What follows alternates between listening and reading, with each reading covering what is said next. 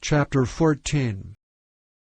Behold, the day of the Lord cometh, and thy spoil shall be divided in the midst of thee. For I will gather all nations against Jerusalem to battle, and the city shall be taken, and the houses rifled, and the women ravished, and half of the city shall go forth into captivity, and the residue of the people shall not be cut off from the city. Then shall the Lord go forth and fight against those nations, as when he fought in the day of battle.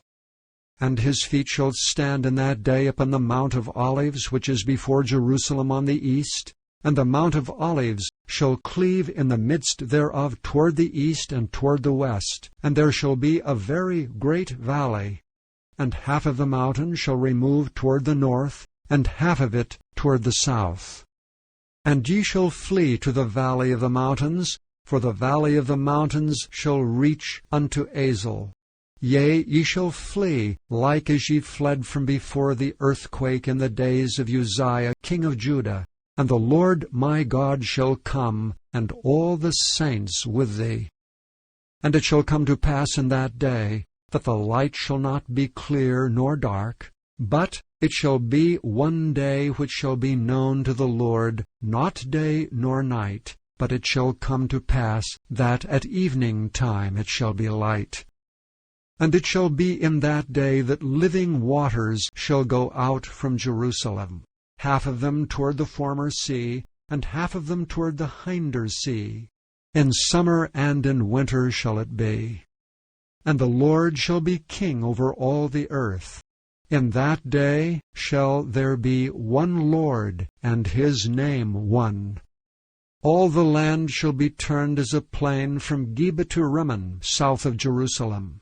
And it shall be lifted up, and inhabited in her place, from Benjamin's gate unto the place of the first gate, unto the corner gate, and from the tower of Hananeel unto the king's winepresses. And men shall dwell in it, and there shall be no more utter destruction, but Jerusalem shall be safely inhabited.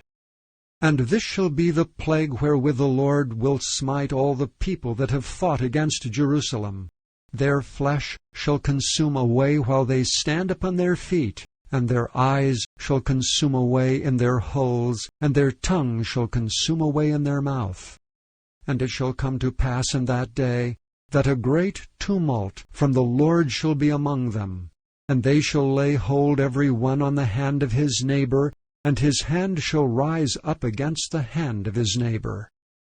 And Judah also shall fight at Jerusalem, and the wealth of all the heathen round about shall be gathered together, gold and silver and apparel in great abundance.